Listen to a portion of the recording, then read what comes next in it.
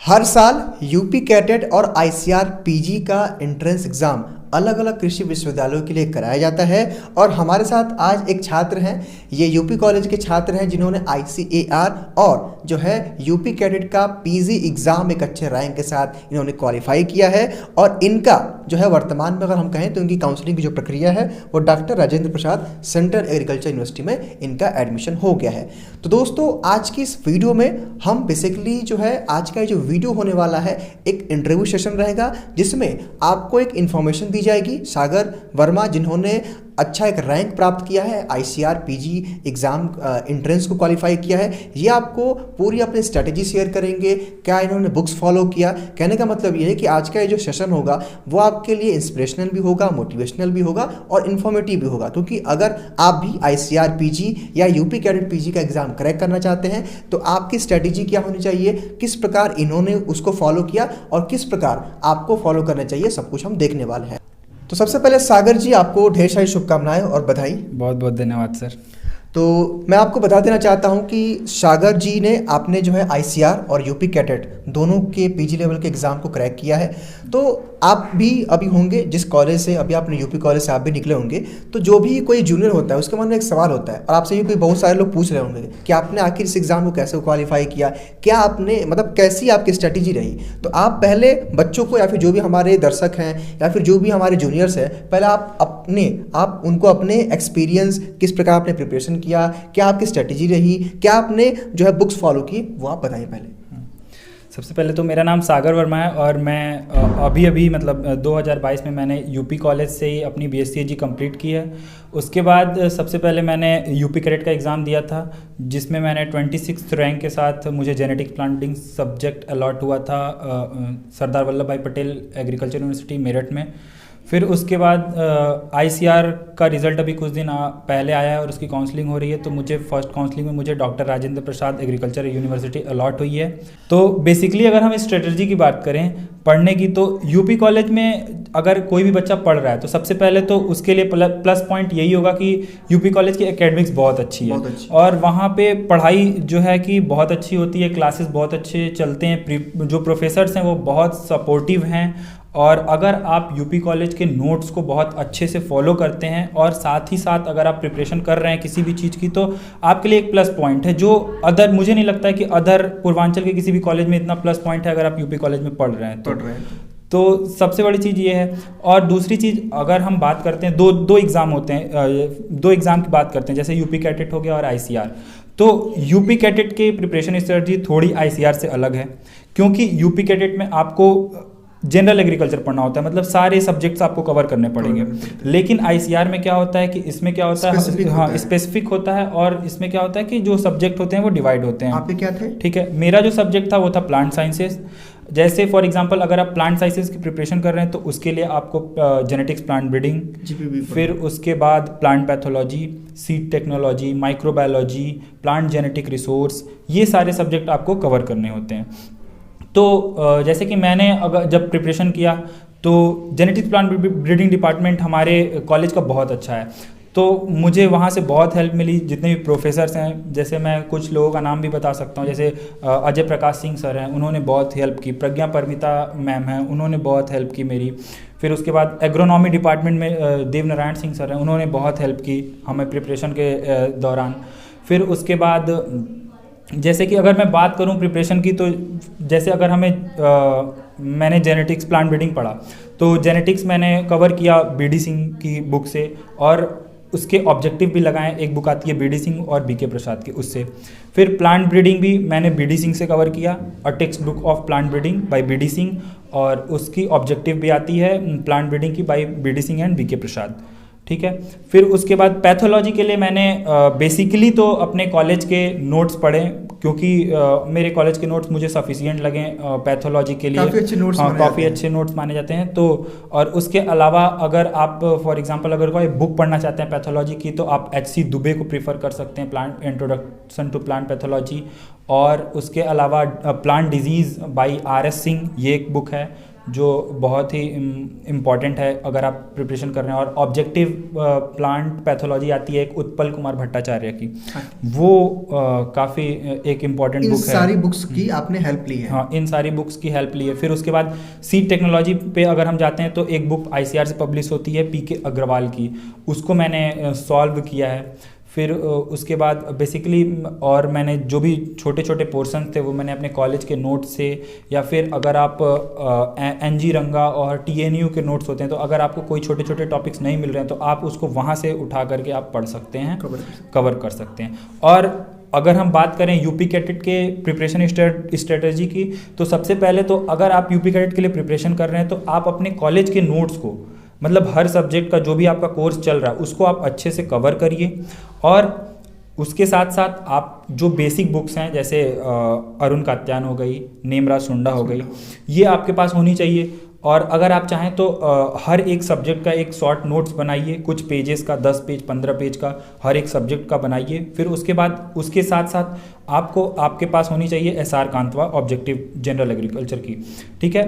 और जब भी आप सॉल्व कर रहे हैं SR कांतवा को, तो आपको मतलब हर चैप्टर के बहुत ज़्यादा क्वेश्चन मत लगाइए, डेली आप 30, 40, 50 क्वेश्चन, इससे ज़्यादा मत लगाइए। और हर एक को मतलब आप जितने भी क्वेश्चन लगा रहे हैं 20, 40, 50 उसको आप एक दिन में लगाइए, उसको सॉल्व करिए, उसके आंसर्स को मैच करिए। फिर उसके बाद पूरी उसकी एनालिसिस होनी चाहिए और जो भी उसमें टर्म्स आ रहे हैं वो आपको पता होना चाहिए। मतलब आप उसको खोजिए, ऐसा नहीं है कि मैंने क्वेश्चन लगा दिया, मैंने सही वाले ऑप्शन को टिक कर दिया और जो बाकी 3 ऑप्शन हैं उनके बारे में मैं जान ही नहीं रहा हूँ। तो आपको उसके बारे में भी जानना होगा, मतलब एक एक आपको कॉन्सेप्ट हर एक, आखिर वो क्यों गलत है, हाँ आखिर वो क्यों गलत, पीछे का जो हाँ। और हो सकता है वो नया टर्म आपने नहीं पढ़ा हो तो वो आपको कहीं आगे काम दे सकता है, हो सकता है वही एग्जाम में आ जाए। तो एक एक चीज की एनालिसिस के भी क्वेश्चन आते हैं वहाँ पे, तो उसको आपको कवर करना चाहिए। और उसके साथ साथ जो चीज़ आपको नहीं मिल रही है, जो आपके नोट्स में नहीं है, आप उसको ऐड करिए वहाँ से ऑब्जेक्टिव की बुक में। तो आपको एक प्रॉपर, अगर आप 50 क्वेश्चन लगा रहे हैं तो उसको आपको 1.5 से 2 घंटे देने हैं कि आपने पूरा टाइम दिया उसको। और जब आप पूरा टाइम देंगे तो वो एक अच्छी मेमोरी में चला जाता है क्वेश्चन, तो फिर वो आप फंसेगा आपको एग्जाम में, तो आप उसको काफ़ी जल्दी कवर करेंगे। जैसे अगर पेपर हो भी रहा है तो अगर 3 घंटे का पेपर है तो आप कोशिश करेंगे उसको 1.5 या 2 घंटे में फिनिश कर दें।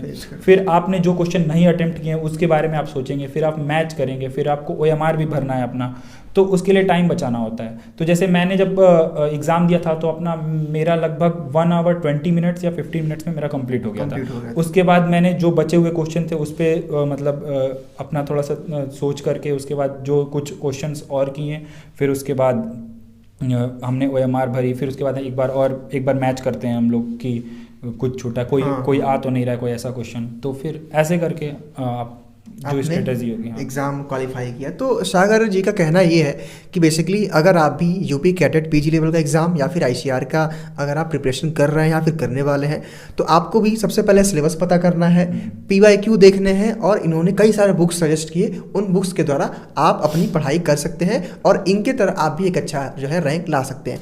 सागर जी, एक ये भी मैं देखता हूँ बच्चों के मन में रहता है या फिर जो भी हमारे जूनियर्स होंगे उनके मन में जब भी देखते हैं कोई भी एस्पिरेंट है या फिर कोई भी स्टूडेंट है, अगर वो कोई एग्जाम क्वालिफाई करता है तो सारे बच्चे जब देखते हैं उनके मन में एक सवाल उत्पन्न क्या होता है कि आखिर उन्होंने कितने घंटे पढ़ाई की, कैसे पढ़ाई की। तो सर इस पे जो भी अगर आप कुछ बोलना चाहें अपने जूनियर्स को।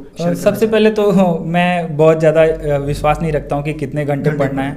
मेरा ये है कि आपने एक टारगेट सेट किया, वो आपने एक दिन का ये टारगेट सेट कर लिया कि मुझे ये टॉपिक आज ख़त्म करना है, या फिर एक वीक का आप सेट कर सकते हैं, एक मंथ का आप सेट करते हैं, आपको जैसे भी करना है कि आपका उस टाइम तक कवर हो जाए, फिर आपके लिए रिवीजन का भी टाइम बचे।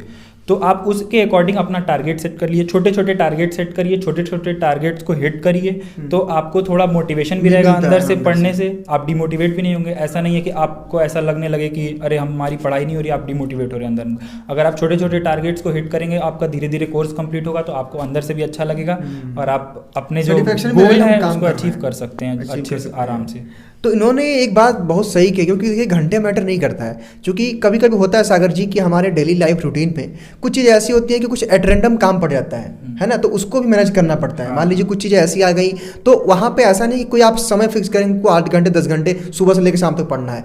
आपको जब भी दिन में समय मिले है ना, आपका यही कहना है। आप लेकिन एक अपना टारगेट रखिए कि हाँ हमको अगर आज ये चैप्टर कवर करना है तो कवर करना, चाहे जब तक हम करें। तो ये आप एक टारगेट सेट करिए, जो इन्होंने बताया उसको फॉलो करिए, आप सिलेबस को देखिए, और जो भी आप ग्रेजुएशन में हैं, यानी कि ग्रेजुएशन में अगर आप यूपी कॉलेज में हैं तो वो तो काफ़ी बेस्ट है, या फिर किसी भी कॉलेज में हैं, अगर आप ग्रेजुएशन में हैं यानी कि अगर आप BSc कर रहे हैं तो पूरे 4 सालों के सिलेबस को आप अच्छे से पढ़ें, और उसके बाद आप अपने टीचर्स के, प्रोफेसर की भी हेल्प ले सकते हैं। सागर जी, एक चीज़ और आपसे सवाल है कि आपका जो 12th था वो किस स्ट्रीम से था? क्योंकि मान लीजिए अगर आपका अलग स्ट्रीम था तो आप कैसे फिर यहाँ पे आए, पूरा आपने AG पढ़ा, और क्या उन बच्चों को दिक्कत आती है जो है अगर एग्रीकल्चर से नहीं रहते हैं? ऐसा नहीं है, जैसे मेरा जो स्ट्रीम था वो PCB था, अच्छा। Physics chemistry biology. तो बेसिकली क्या होता है कि जो एग्रीकल्चर में बच्चे बायो से आते हैं उनको थोड़ा सा एडवांटेज मिलता है। जैसे मुझे थोड़ा सा एडवांटेज था, क्योंकि मुझे ऐसा लगता था कि मतलब मेरी बहुत सी चीज़ें हैं जो कवर हैं पहले से ही। पर ऐसा नहीं है, मतलब मेरे साथ भी बहुत से बच्चे पढ़े हैं, मैथ्स के पढ़े हैं, एग्रीकल्चर के पढ़े हैं, हिंदी मीडियम के पढ़े हैं, इंग्लिश मीडियम के पढ़े हैं, सारे तरह के बच्चे। जैसे आपको डाइवर्सिटी, हमारे कॉलेज में तो बहुत सारी डाइवर्सिटी थी, हर जगह से बच्चे आते थे, हर तरह के बच्चे आते थे। तो ऐसा होता था कि ऐसा नहीं है, वो क्या होता है कि पहले सेमेस्टर में दूसरे सेमेस्टर तक सबको दिक्कत होती है थोड़ी थोड़ी। फॉर एग्जांपल जो वो मैथ का बच्चा है तो उसे बायो भी पढ़ना पड़ रहा है, और नया सब्जेक्ट भी है, बायो भी है, एग्रीकल्चर भी नया है, थोड़ी दिक्कत होती है। लेकिन अगर आप मेहनत करते हैं, आपके अंदर थोड़ी सी डेडिकेशन है, तो आप सेकेंड सेमेस्टर तक जाते जाते उसके यूज टू हो जाएंगे, आप उसके लिए प्रिपेयर हो जाएंगे, आपको फिर वो अच्छा लगने लगेगा, समझ में आने लगेगा। क्योंकि आपको अब आपने उस सब्जेक्ट को चूज़ किया है तो आपको तो करना है, आप उससे भाग नहीं सकते हैं। आप ये रोना नहीं रो सकते हैं कि मतलब कि मुझे ये, मैं तो बायो का नहीं हूँ, मुझे नहीं आएगा। अगर आप ये रोना रो रहे हैं तो इसका मतलब ये है कि आप फिर आगे आपको बहुत सारे एग्जाम देने हैं जिसमें ये सब सारी चीज़ें पूछी जाएंगी। आप जब तक भागते रहेंगे आपको वो चीज़ें तब तक डराती रहेंगी और आपके लिए नुकसानदेह है। तो अगर मैथ्स का बच्चा है लेकिन अगर वो चीज़ें आनी है एग्जाम में, तो आपको, अब आपने सेलेक्ट किया, अपने प्रेफरेंस से आपने सब्जेक्ट को सेलेक्ट किया है, तो आपको एट द एंड करना ही है उसे। तो आपको उसके लिए प्रिपेयर होना चाहिए, आपको उसके लिए मेहनत करनी चाहिए और उसके लिए यूज टू हो जाना चाहिए। यानी कि सागर जी का कहना ये है कि आप किसी भी स्ट्रीम से, वो मैटर नहीं करता है, मैटर ये करता है कि आपका उस सब्जेक्ट के प्रति, आपके गोल के प्रति कितना डेडिकेटेड है, आपकी कितनी लगन है, कितनी मेहनत है। क्योंकि मैं अभी आपको अगले एक सेशन में एक और स्टूडेंट है जो अरिहंत सिंह है, जिनका शायद PCM था 12th में, और उन्होंने काफ़ी अच्छा से अपना एग्रीकल्चर कवर किया, और उनका भी इनके साथ ही एडमिशन हुआ है आपके साथ ही कॉलेज में। तो अलग सेशन में हम उनके भी स्ट्रेटेजी को आपके सामने शेयर करवाएंगे, ठीक है। तो ये सारी बातें इन्होंने बता दिया। ये बताइए सागर जी, मान लीजिए आपका एक अच्छा कॉलेज में एडमिशन हो रहा है, यूनिवर्सिटी में, आगे का क्या फ्यूचर प्लान है आपको, या फिर ये कह लें कि आगे का आप क्या करना चाहते हैं, क्या प्रिपरेशन करना चाहते हैं, और MSc जब आप कर लेंगे तो उसके आगे क्या क्या स्कोप है? सबसे पहले तो मेरा जो आगे का एम है, अब मैं SRF के लिए प्रिपरेशन करूंगा, जो PhD के लिए एग्ज़ाम होता है ICR का। उसके साथ साथ मुझे नेट की प्रिपरेशन करनी है। फिर जब मेरी PhD होने लगेगी तो उसके दौरान मुझे ARS के लिए जाना है, ARS की प्रिपरेशन करनी है। ओके। तो मान लीजिए कोई बच्चा जो MSc इन कॉलेज के, यूनिवर्सिटीज़ के थ्रू कर लेता है, तो क्या क्या मतलब करियर का ऑप्शन, कैरियर ऑप्शन क्या हो सकते हैं? आप बहुत सारी कंपनीज, आप क्योंकि कैंपस में प्लेसमेंट भी होते हैं, तो आप बहुत सारी कंपनीज में भी जा सकते हैं। अगर आप MSc करते हैं तो अगर आप कैंपस प्लेसमेंट लेना चाहते हैं तो ले सकते हैं। आप अगर हायर स्टडीज़ के लिए जाना चाहते हैं तो हायर स्टडीज़ के लिए भी जा सकते हैं। तो ये सारे हैं प्लेसमेंट्स। उसके बाद असिस्टेंट प्रोफेसर और जितने भी होते हैं, नेट, ARS जो भी होता है उसके लिए आप जा सकते हैं। और अब तो ICR की एक फेलोशिप आती है, नेताजी सुभाष चंद्र बोस फेलोशिप, उसके थ्रू आप क्या कर सकते हैं, फॉरेन में भी आप अप्लाई कर सकते हैं अपनी PhD के लिए।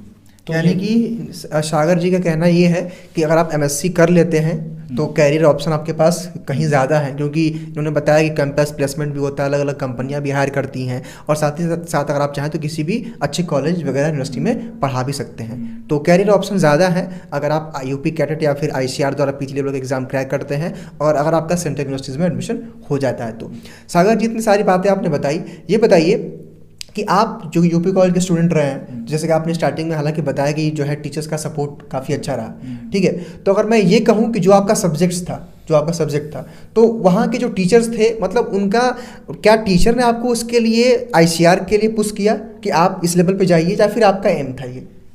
नहीं, देखिए, मैं जब यहाँ पे एडमिशन लिया था एग्रीकल्चर में तो मुझे बहुत ज़्यादा जानकारी नहीं थी इसकी। एग्रीकल्चर क्या, मतलब कैसे कौन कौन से सब्जेक्ट हैं आगे इसमें, मतलब बहुत ज़्यादा मुझे भी इसको पता नहीं थे उस समय। पर जब हमारा इंट्रो क्लास चल रहा था, मतलब पहले दूसरे जो Orientation class जो होती है। एग्जाम जब स्टार्टिंग में कुछ क्लासेस चली थी तो हमारे बहुत सारे प्रोफेसर्स हैं मतलब आप हमारे कॉलेज में बहुत सारे प्रोफेसर हैं अच्छी अच्छी यूनिवर्सिटी से, जैसे पंतनगर यूनिवर्सिटी हो गई, IRI हो गई दिल्ली, तो जो पढ़ के आए हैं। जो पढ़ के आए हैं, तो उन्होंने बताया JRF के बारे में। तो फिर मैंने उसको एक्सप्लोर किया कि मतलब इसमें क्या है, क्या होता है, आगे पूरा सर्च किया। फिर मैंने अपने सीनियर से बात की, फिर उसके बारे में पूरा डिटेल निकाला, सिलेबस निकाला, फिर उसके मैंने उनसे कांटेक्ट करके सबसे जितने भी ये सलाह ले करके, मतलब आखिर इसमें कौन कौन से सब्जेक्ट हैं, कैसे कैसे होता है, क्या क्या पढ़ना पड़ेगा अगर आप इस सब्जेक्ट से जाना चाहते हैं तो ऐसे करके मैंने स्टार्ट की अपनी प्रिपरेशन। यानी इनका कहना ये है कि आज इनकी मेहनत आपको दिख रही होगी, लेकिन जो शुरुआत थी इन्होंने 4 साल पहले ही इसकी शुरू कर दी थी। यानी कि जब इनका फर्स्ट ईयर में एडमिशन हुआ तभी से इनका ड्रीम था कि हमें भी UG के बाद इतने बड़े बड़े एग्जाम्स को क्रैक करना है। तो यानी कि इनके माइंड में जो एक गोल था वो सेटअप हो चुका था और इसकी जो प्रिपरेशन थी इन्होंने धीरे धीरे शुरू कर दी। क्योंकि देखिए जैसे इनका जो है कंप्लीट हुआ तुरंत इन्होंने उस एग्ज़ाम को क्वालिफाई किया। इसका मतलब क्या है कि इनकी प्रिपरेशन पिछले 4 सालों से चल रही थी। क्योंकि बहुत सारे बच्चे ऐसे होते हैं, हम देखते हैं कि वो ग्रेजुएशन करने के बाद पीजी के लिए गैप लेते हैं, ड्रॉप लेते हैं, मेहनत करते हैं 2 साल तब निकालते हैं। तो यानी कि सागर जी का जो प्रिपरेशन था वो फर्स्ट ईयर से ही शुरू हो गया था, इसलिए लास्ट ईयर में आते आते इन्होंने इस एग्ज़ाम को क्रैक कर लिया।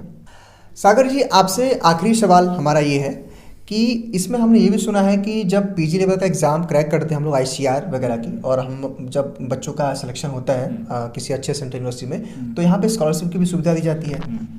तो देखिए ICR का जो एग्ज़ाम होता है उसके मतलब आप UG का ले लीजिए, PG का ले लीजिए और PhD का ले लीजिए, सारे में स्कॉलरशिप आपको मिलती है। तो अगर आप जैसे for example ICR UG crack करते हैं तो उसमें आपको 3000 पर मंथ की स्कॉलरशिप मिलती है।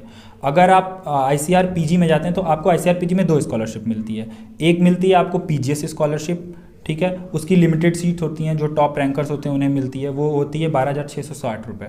फिर उसके बाद जो बचे हुए बच्चे होते हैं उनको NTS स्कॉलरशिप मिलती है जो मिलती है 5,000 पर मंथ, ठीक है। उसके अलावा अगर आप UP कैडेट से एडमिशन लेते हैं तो फिर आपको जो UP गवर्नमेंट की तरफ से स्कॉलरशिप होती है वो ही मिलती है, वो मिलती है। हाँ। तो कहने का मतलब कि ये एग्ज़ाम अगर आप क्वालिफाई करते हैं तो अच्छा यूनिवर्सिटी में आपका दाखिला भी हो जाएगा और आपको स्कॉलरशिप भी पढ़ने के लिए मिलती रहेगी। तो उम्मीद करते हैं कि आज का सेशन आप सबको पसंद आया होगा, इन्फॉर्मेटिव रहा होगा, मोटिवेशनल रहा होगा, काफ़ी सारी चीज़ें आप जो है सागर जी से सीख के जा रहे होंगे। तो एक चीज़ मैं आपको और बता दूं कि सागर जी अभी हमारे चैनल पे ही आप GPP पढ़ाते हैं और अभी हो सकता है कि एंट्रेंस एग्जाम में भी ये कुछ पोर्शन को कवर करेंगे, ठीक है। तो बहुत बहुत धन्यवाद आप सब लोग का इस सेशन को देखने के लिए। इस वीडियो को अपने दोस्तों तक, मित्रों तक शेयर कर दीजिए ताकि सबको ये इन्फॉर्मेशन मिल सके कि कैसे प्रिपरेशन करनी होती है, और कोई भी स्टूडेंट इसको अगर क्वालिफाई किया तो उसकी स्ट्रैटेजी क्या रही, उसकी प्लानिंग क्या थी, उसकी थिंकिंग क्या थी, उसका अनुभव क्या रहा इस एग्जाम को लेकर के। सो आपका फिर से सागर जी थैंक यू, बहुत बहुत धन्यवाद सर।